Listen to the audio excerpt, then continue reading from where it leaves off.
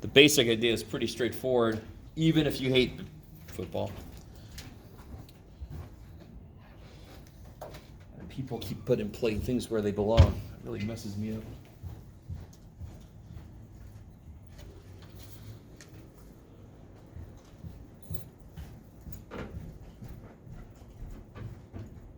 Let's see what happens. Oh, okay. Oh, they're already there.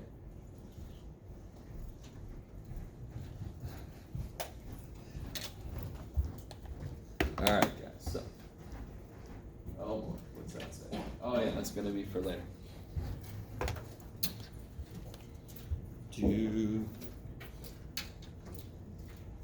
There we go, Jeff.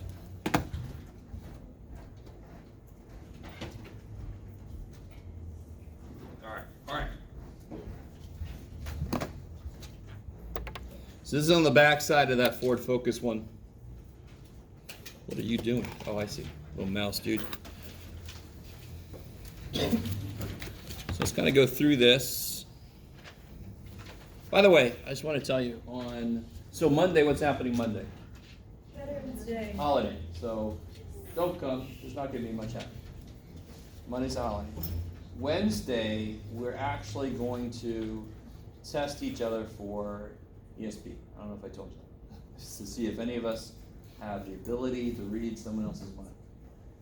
So we're going to use hypothesis tests to see if there's sufficient evidence to back a claim that somebody in here is psychic. Yeah. So that's going to be neat, right? And I think I told you, did I tell you that one semester when the girl twice in a row showed evidence, and I'm like, freak. And too late, they had a $1 million prize for somebody who could show evidence for psychic ability, but they stopped offering it a few years ago because nobody came forward to do it. So I was like, I had a possibility. Damn, it's too late. All right. So we'll be doing that. I don't know how you guys feel about that, but too bad. We're going to do it even if you don't like it. So let's see how this one works. Read through that problem. If you haven't been to a lecture about hypothesis tests, but let's see how much you can pick up as we go through this. I'm not going to re-lecture over the whole thing. Can you find the claim that's being made in there?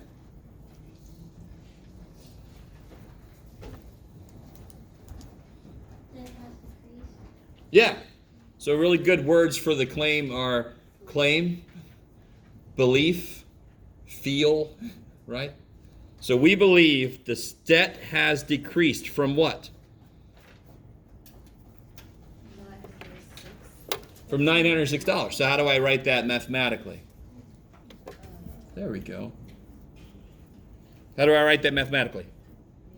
Mu less than 906. Sweet. All right. It wouldn't have the equal, less than or equal to? Decreased.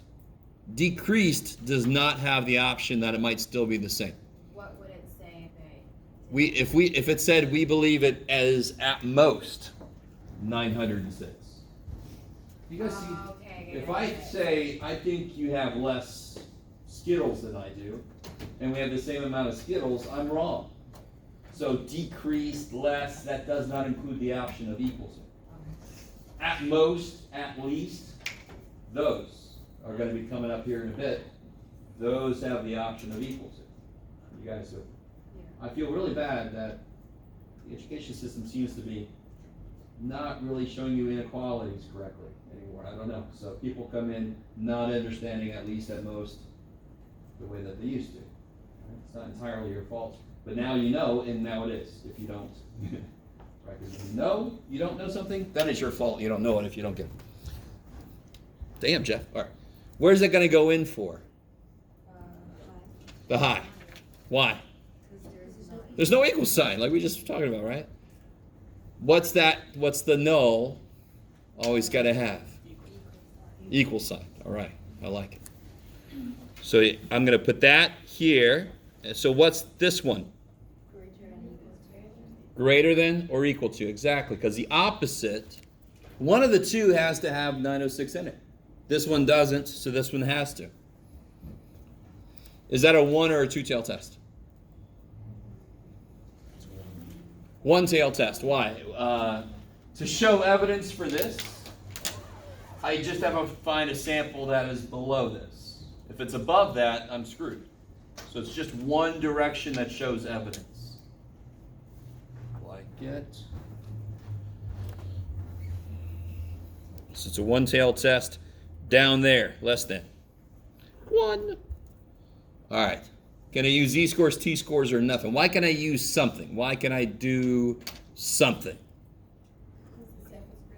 Yeah, n is 81, greater than 30, central limit theorem, chicken lettuce, tomato says, do it.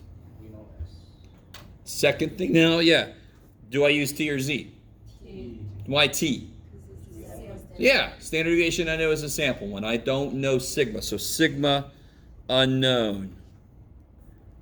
So I got to use t-scores. That's why they were invented, to cover my ass for when I don't know sigma. I just have an estimate, S. Estimate. All right. And again, if you've missed all the lectures about it, you're probably very lost right now. But try to latch on to anything that makes sense. Rejection. So again, the whole idea here is, I don't know about the little men in the coffee shop if you like that, but these are two opposing viewpoints. Why can't I not show evidence for this? So like if you thought the average age of gross-born students was 25, and you went and took a sample, and their average age was 25. Is that really proof that the average age is 25? Why not? You know, what? You just took a sample. You never know. Every sample's going to be different. That actually, in a way, is evidence that it ain't 25, because I would put money on a sample being different from the real me. You guys kind of with me a little bit. So I really want that understood. The claim gets us going, but the minute I write the claim down and put it in the right place, forget about the claim. This is the guy that I can show evidence for. This is the guy that I can show evidence against. I could take a sample. Somebody says, I think the average age is 25. I take a sample and I get 38. I'm like, that kind of on the surface looks like evidence against you. So I can show evidence against equality. I just can't show evidence for it. It sounded horrible, but too bad. You know what I mean. Do with equality. All right. So the rejection region is this thing I've already drawn. It's how far away do I need to get so that that's evidence that it really is less.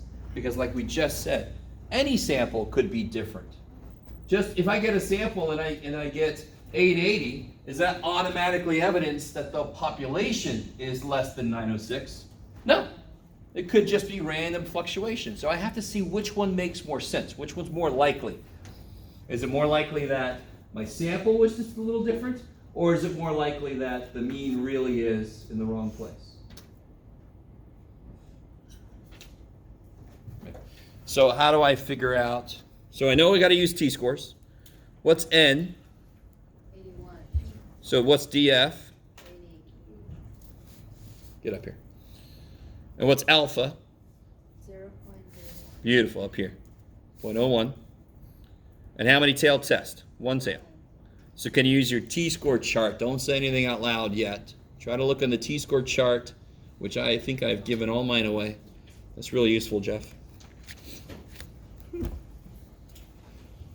I used to have some. So I need you guys to help me out. Do I really not have a t-score? I really don't.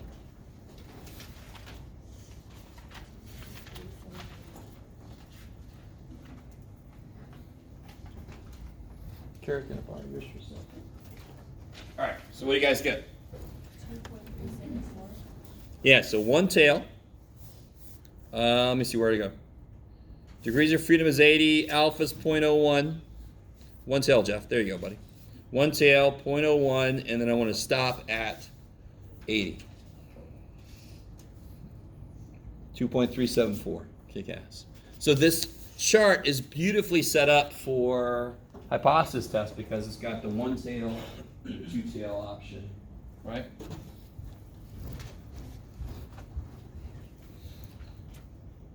So I already know. Why? How do I know my tail's there? Yeah, less than. So I know I got to show up down there. And then this is going to be what have I done wrong? It's negative because it's below the mean. And then where do I shade? Right there, that's the tail, that's the rejection region. So what happens if my sample gets in there? So if T star is what? Less than negative 2.374, what does that mean? Reject the low. Support the high. Zoomed in. So again, I think I said this last time, but just be careful. 2.374 standard deviations. Is that far away? Yes, it is. I mean, our old definition of unusual was started at 2. Now we see the idea of unusual is dependent on the situation. In the situation, they decided to make unusual be more than 2.374 steps down. So if the middle really is 9.06, right? Or 906. We wish it was $9 credit card debt. $906. If that really is the middle, and I get a sample there, that could still be the middle, but what's the probability that I would get a sample in here? 1% chance. So alpha is the chances that the mean is in the right place if I find a sample in the rejection region. Now that I know that sentence was loaded with a lot of new terminology. But you guys see that? If that mean is in the right place, what percentage of samples are in that shaded region? 1%. So either I just happen to get really lucky and get that 1% chance of something, or the mean should be further down. You guys semi get that. I mean, that's why that's the rejection region. And this whole idea of far enough away to show evidence. Okay. So now that I've set up what far enough away is, I'm going to see how far away we got. What do I know from the sample? What's X bar? Yeah, 880, 34. What's S? 106.25. So what's the new standard deviation? And this is where people freak out. Anybody freaking out that we have to do this? You still have to do this, for damn sure. Because what does S mean? Standard deviation from the original. Standard deviation of the sample, but even more precisely, the standard deviation of individuals in the sample. And what do I need? I need the standard deviation for groups of size 81. So people get confused. They're like, it's already a sample standard deviation, but that's not what this means. This means the standard deviation for groups. That is a standard deviation for individuals. So you always have to do this change when you take a sample. You're talking about means. So let's see what we get. It'll be the old one divided by 9.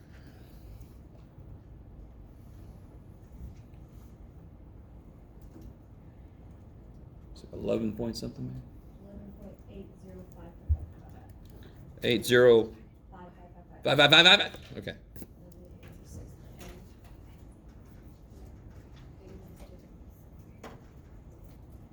And then here's the. I want you guys. Okay. Sometimes I don't even care about ZT when I talk. I might say one or the other because they both measure the same thing. They both measure the number of standard deviations from mean. It's just that T-scores have been adjusted to cover our ass for not knowing the standard deviation, but they both measure the same thing. So the formula for a T-star is the same thing as Z-star. They're the same formula. So T-star equals my data, 880.34, minus the supposed middle, which is what? 906. We're going to assume that is the right middle. Divided by 11.806. Let's see what that is. Let's see how far away we got. We know how far away it's got to get to show evidence, and now we're just seeing how far away we got. I don't know, some of you guys are looking at me like, your mouth's moving, but you're not saying much of anything, I understand. All right.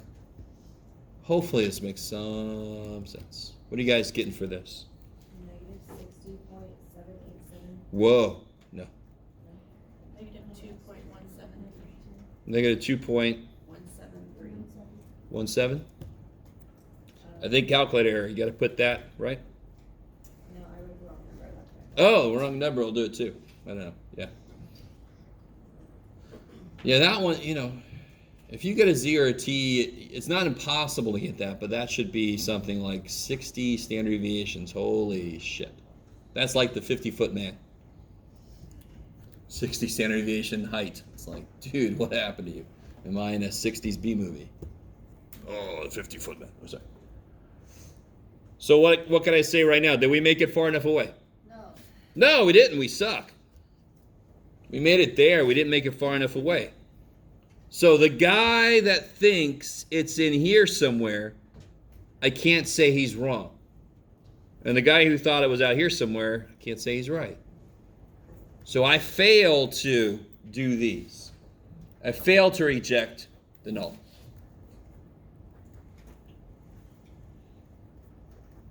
And I fail to support the high.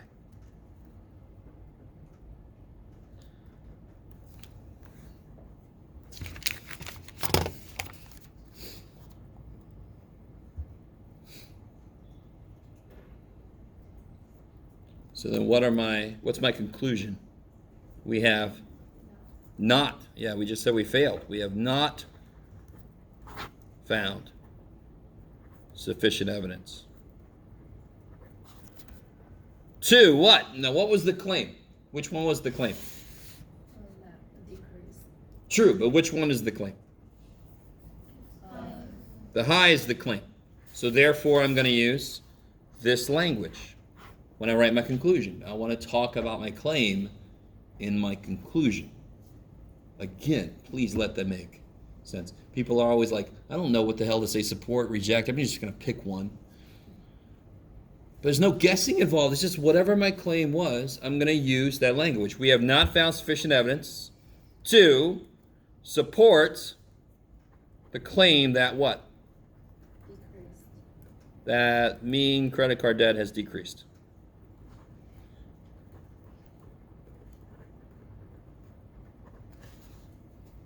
Whew.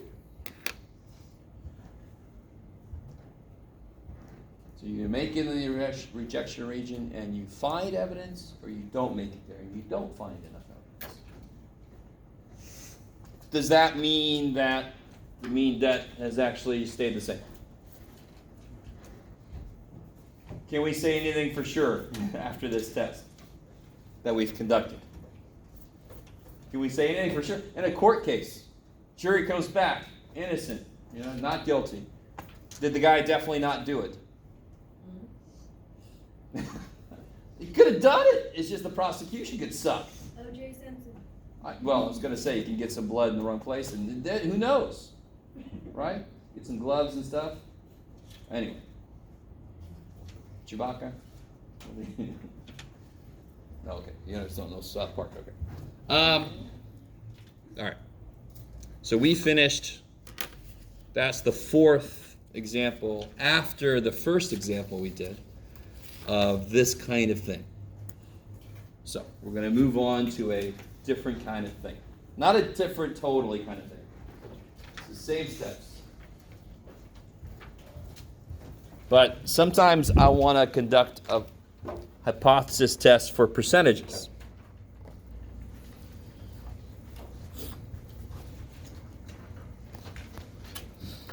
Which is what we're going to do when we test our ESP abilities. We're going to see what percentage of these cards can I guess correctly. And if you've ever seen Ghostbusters, we're going to use the same. They use the actual little ESP cards with the square and the river and the yeah. And if you've never seen Ghostbusters, you're fine. You're fine for that, but you should see it, the original.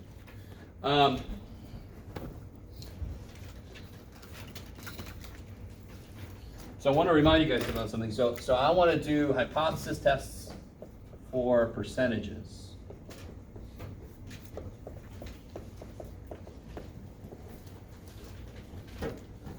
So a few things are going to have to change. If I'm testing a percentage, for example, I'm not going to use the symbol mu. I'm going to use the symbol. What am I going to use? For percentages. Percentages. P-hat.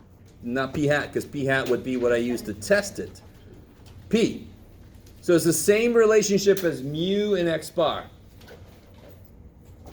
Population mean, sample mean. P, population proportion, p-hat, sample proportion. So I'm going to make a claim about P, and then I'm going to find a p-hat to test it. That is a sentence that works nowhere else in this universe.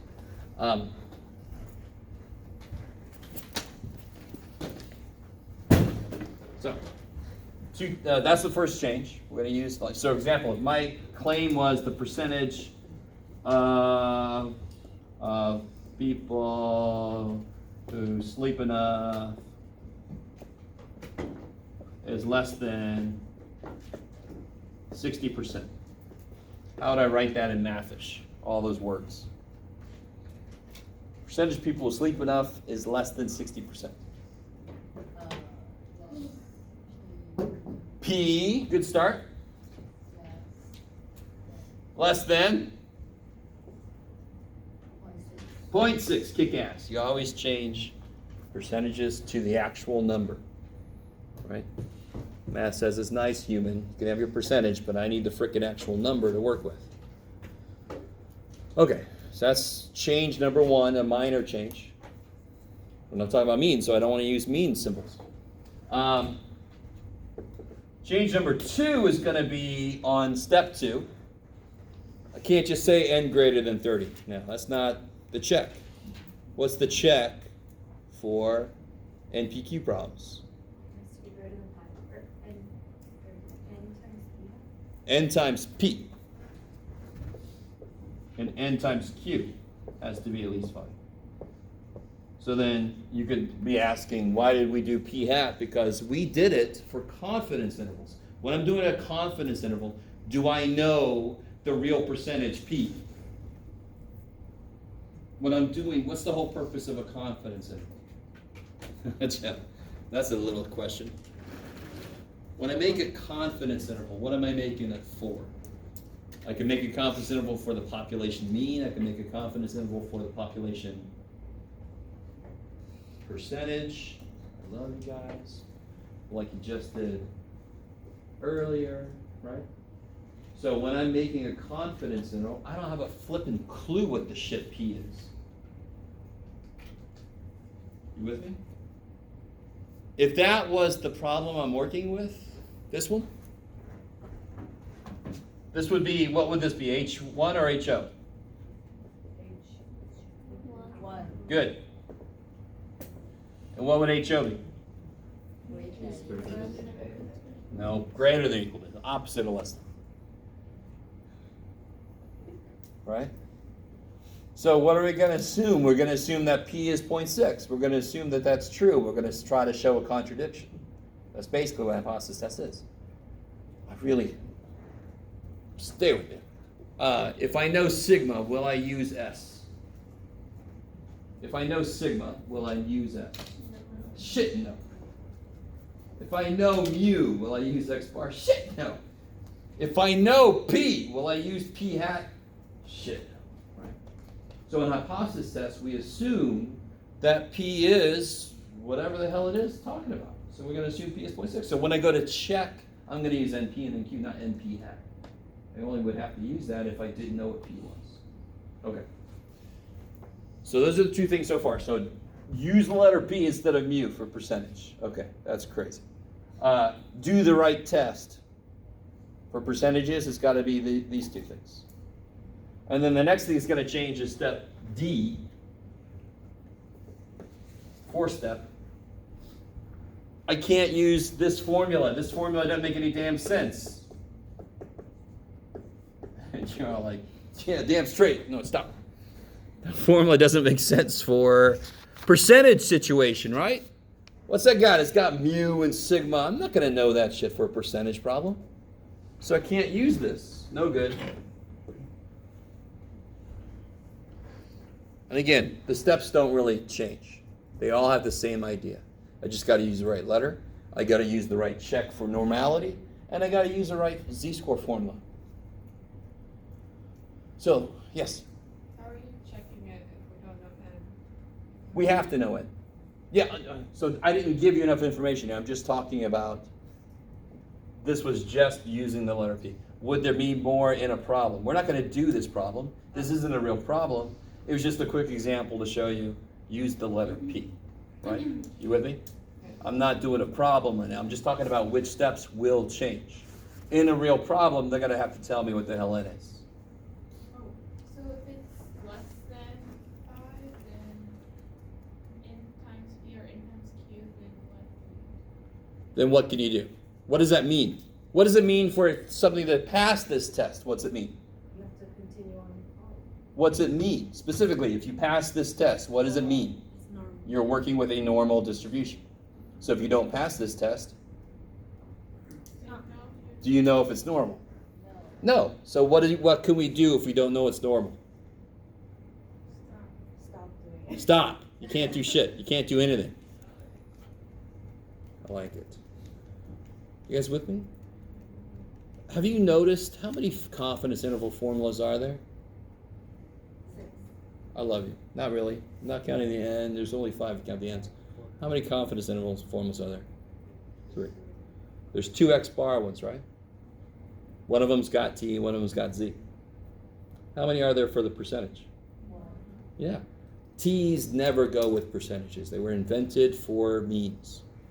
For percentages, either it's normal and you use z-scores, or it's not normal and you don't do anything. You just wait for stats 2 to be invented for gross mark. You guys semi with me? And again, that's almost too beautiful. It reminds you when you have your formula sheet. Oh yeah, T's don't go with P's because there's no T and P formula anywhere. They don't go together. Yes? So on those ones, if it's less than 30, then you don't use, then you... If it doesn't say it's normal and the sample size is less than 30, you officially can't do anything. So when would you use Z-score? Say again? When would you use Z-score? Okay. Let me see if I can put this close. In order to be able to do anything, what you're working with has to be normal. Once you know it's normal, then you can figure out when to use Z or T for means. I use a T-score when I only know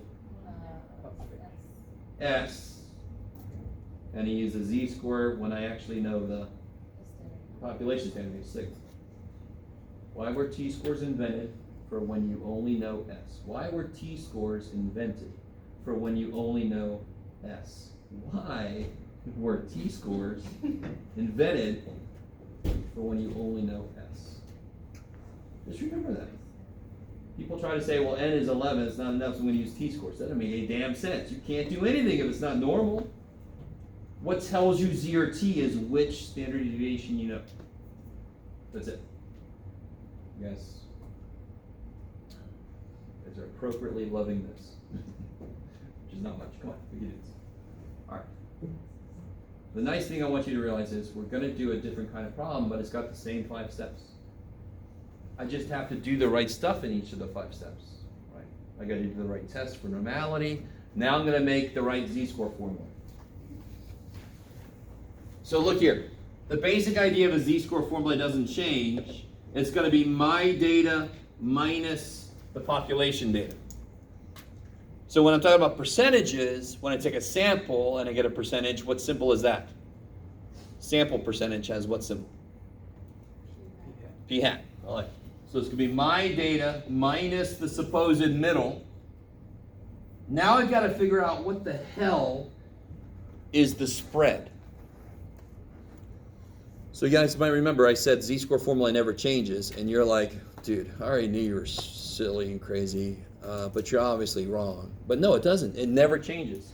Our data minus the population divided by the spread. It never changes. It's always that. I just got to figure out what the spread looks like. And we already know what the spread looks like. Can you guys remember or look up the confidence interval formula for a percentage? I get it started.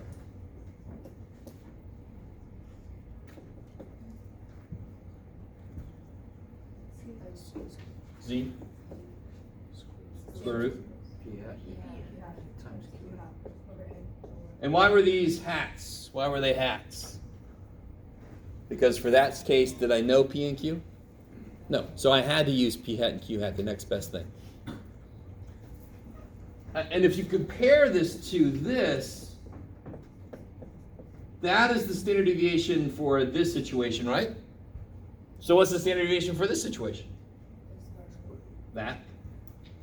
It's in the same place. It must mean the same thing. Because what's a z-score mean? The number of standard deviations. So whatever is right here must be the standard deviation for that situation. So what am I going to put down here? Square root of PQ. Because in this case, I'm going to know what the shit P is. It's going to come from the claim. I'm going to assume that's the real percentage. Now, I know I'm weird, but I just kind of love that shit. So we developed this formula using the same starting place we did with that one, and it just kind of fell out like this. But now we can identify what that is. That is the spread. So now I can use it. All right, so let's try out a problem.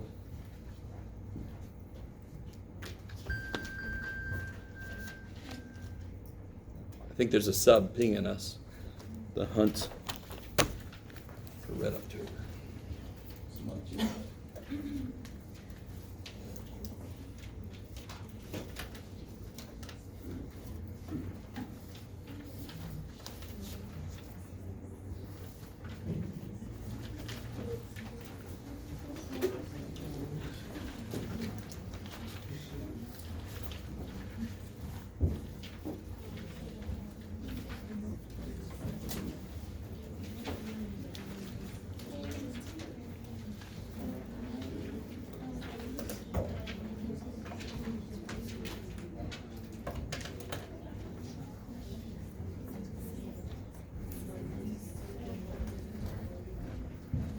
All right, guys, let's do this front page together, and then I'll have you guys do the one in the back yourself.